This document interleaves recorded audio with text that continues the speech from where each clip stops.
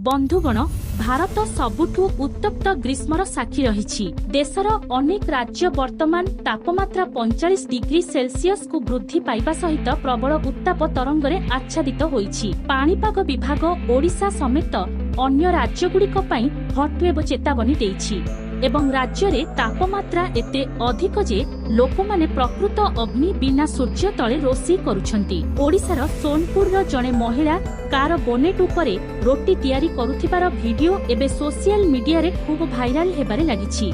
महिला जनक खरारे ठिया होई अटा को बेली रोटी को कार बोनेट उपरे सेकुथिबार देखिबाकू मिलिछि। एही वीडियो को शेयर करी ट्विटर व्यवहारकारी नीलमाधव पंडा लिखिछंती, मो सहर सोनपुर दृश्य एठारे एते गरम जे कार बोनेट रे रोटी तैयारी करा जाई परिबो। बंधुगण कोन आपण एहा आगरु एही विषय रे जानिथिले कि कमेंट्स रे निश्चित भाबे जणाइबे। आ एमिति अमेजिंग इन्फॉर्मेटिव वीडियो पई चैनल को सब्सक्राइब करनेबा सहित वीडियो को लाइक एवं शेयर करनियंतु।